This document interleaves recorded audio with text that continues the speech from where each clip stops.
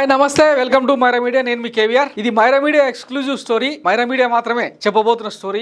ఇప్పటికే 3 సిద్ధం సభల పేరుతో అంటే 4 రీజియన్లలో 4 సభలు నిర్వహించాలన్న కాన్సెప్ట్ లో భాగంగా వైఎస్ జగన్మోహన్ రెడ్డి వైఎస్ఆర్సీపీ శ్రేణులు చేసిన ప్రయోగం ఇప్పుడు ఏ రేంజ్ లో సక్సెస్ అయిందో చూసినాం. మొదట సింగివలస భీమిలిలోని సింగివలసలో 5 లక్షల మందితో నిర్వహించిన సిద్ధం సభ సూపర్ సక్సెస్ అయింది. ఆ తర్వాత దెందులూరులో నిర్వహించిన మరో సభ 8 లక్షల మందికి పైగా హాజరై రికార్డులు బద్దలు కొట్టింది. ఇక మొన్న రాప్తాడులో అనంతపురం జిల్లా రాప్తాడులో నిర్వహించిన సభ అయితే ఏకంగా అంతర్జాతీయ సంస్థలు సైతం ఒక పొలిటికల్ ఈవెంట్ ఈ రేంజ్ లో నిర్వహించడం ఏంటని అవాక్కైన పరిస్థితి మనం చూసినాం.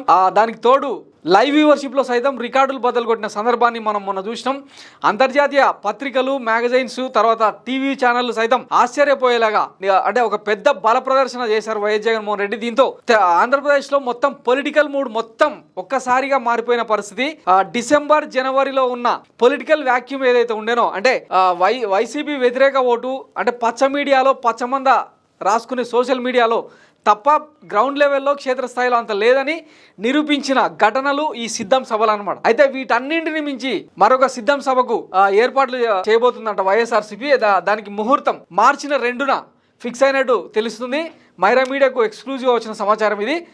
దీనికి పల్నాడులో నిర్వహిస్తారన్న సంగతి ఆల్రెడీ వైసీపీ శ్రేణుల నుంచి వచ్చిందే. అయితే ఆ సభను మార్చి 2 తారీఖున నిర్వహించనున్నట్టు లీక్ అయింది. అయితే ఇప్పటిదాకా నిర్వహించిన 3 సభలతో పోలిస్తే ఇక కనీ విని ఎరగని రేంజ్లో జన సమీకరణతో ఈ సభను నిర్వహించేలాగా ఇక ఈ సభతో డైరెక్ట్గా పొలిటికల్ మూడ్లోకి వెళ్లేందుకు వైఎస్ జగన్మోహన్ రెడ్డి సీఎం హోదాలో వైఎస్ జగన్మోహన్ రెడ్డి చేస్తున్న ప్రయత్నం అనమాట. అయితే ఈ సభలోనే మేనిఫెస్టోను కూడా రిలీజ్ చేసే అవకాశం ఉంది. వాస్తవానికి మొన్న రాప్తాడు సభలోనే మేనిఫెస్టో రిలీజ్ చేస్తారు అని చెప్పి వైసీపీ శ్రేణుల నుంచి కొంత సమాచారం వెలువడినా మరి ఎందుకో ఆగిపోయింది. అంటే దీనికోసమే ఆపినట్టున్నారు.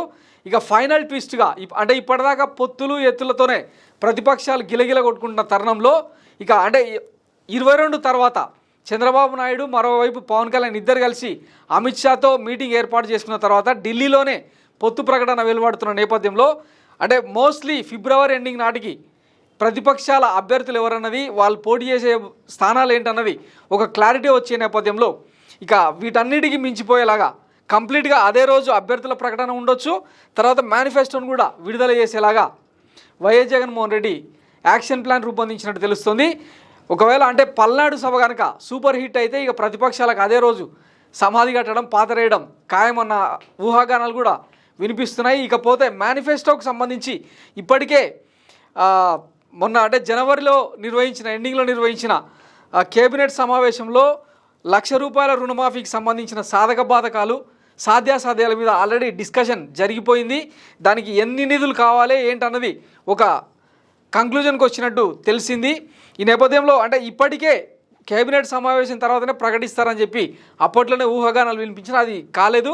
రాప్తాడు సభ వేదికగా ఆ ₹1,00,000 రుణమాఫీ చేస్తారేమో అని చెప్పి కూడా ఆశించారు. కానీ అది ఏది జరగలేదు. రుణమాఫీతో పాటు యువత, మహిళలు, రైతుల కోణంలో మరికొన్ని ఆకర్షణీయమైన పథకాలను కూడా ప్రకటించే అవకాశం ఉన్నట్టు తెలుస్తోంది. ఇప్పటికే అంటే 3,000కు పైగా ₹3,000 పెన్షన్ ఇస్తున్నారు. దాన్ని 4,000కు అది కూడా దశల వారీగా ఇచ్చేలాగా మేనిఫెస్టో రూపకల్పన చేసినట్టు తెలుస్తున్నది. దీంతో పాటు ఇప్పటికే విద్యా వైద్యాన్ని సమూలంగా సంస్కరించి ఇంటింటికి విద్యను, ఇంటింటికి వైద్యాన్ని ఎట్లయితే అమలు చేస్తున్నారో వాటికి మరిన్ని మెరుగులు దిద్దేలాగా మరింత ముందుకు తీసుకెళ్లేలాగా అంటే రాబోయే 5 ఏళ్లలో తమకు అధికారం ఇస్తే మరింత సంస్కరణలు తీసుకొచ్చేలాగా అంటే అంతర్జాతీయ స్థాయి ప్రమాణాలతో విద్యను, వైద్యాన్ని సంస్కరించే దిశగా అడుగులేస్తామని చెప్పే అవకాశం ఉన్నట్టు తెలుస్తోంది. దీంతోపాటు ఒకవైపు అంటే పక్క రాష్ట్రాల్లో కర్ణాటక, తెలంగాణ, తమిళనాడు, ఢిల్లీలో ఇప్పటికే మహిళలకు ఉచిత బస్సు ప్రయాణం పేరుతో అది ఎంత ప్రహసనంగా మారిందో తెలిసిందే.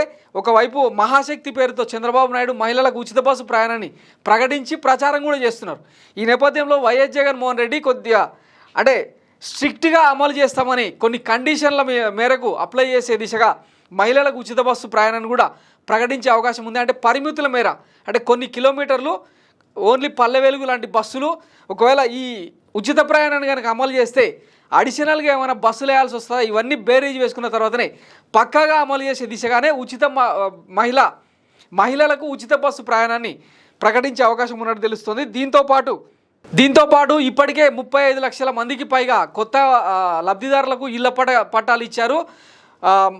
రాబోయే 5 ఏళ్లలో మరింత మందికి అంటే గుర్తించి పేదలు మధ్యతరగతి వర్గాలు ఎవరైతే ఉన్నారో ఇల్లు లేని వాళ్ళను అందరినీ గుర్తించి వాళ్ళకు పట్టాలు ఇచ్చేలాగా ఒక స్పష్టమైన ప్రకటనను కూడా వెలువడించే అవకాశం ఉన్నట్టు తెలుస్తోంది. సో మొత్తం మీద మార్చి 2న జరగబోయే పల్నాడు సిద్ధం సభతో ఇక ప్రతిపక్షాలకు ఫ్యూజులు అవుట్ అయ్యేలాగా ఇక ఆ రోజే వైసీపీ శ్రేణులతో పాటు మొత్తం ఆంధ్ర రాష్ట్రం మొత్తం కూడా ఒక పాజిటివ్ మూడ్ క్రియేట్ అయ్యేలాగా వైఎస్ జగన్మోహన్ రెడ్డి చర్యలు తీసుకునేలాగా కనిపిస్తోంది. ఇప్పటికే మొన్నటి పల్నాడు సభలో ఒక డైలాగు ఆల్రెడీ ట్రోల్ అయితేనే ఉంది.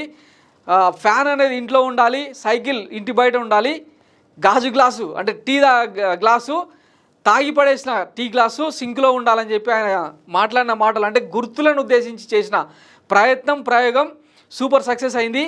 ఈ positive wave positive mood already మొత్తం ఆంధ్ర వ్యాప్తంగా విస్తరించి ఇక ఈ సభను వేదికగా చేసుకొని అవుట్ రైట్గా ఎన్నికల మూడ్లోకి వెళ్ళిపోవాలన్నది వైఎస్ జగన్ ప్లాన్గా తెలుస్తున్నది. సో చూద్దాం మరి. ఇప్పటికే అంటే 3 సభలను సూపర్ సక్సెస్గా నిర్వహించారు. ఇక పల్నాడు సభను ఏ రేంజ్లో నిర్వహిస్తారో చూద్దాం. దానికి ఎట్లాంటి కవరేజ్ ఉంటుందో, జనం ఏ రేంజ్లో రిసీవ్ చేసుకుంటారో కూడా చూసే ప్రయత్నం చేద్దాం. ఇది వైసీపీకి సంబంధించి పల్నాడు సిద్ధం exclusive story. Thanks for watching Myra media. నేను మీ కేవీఆర్. Thank you.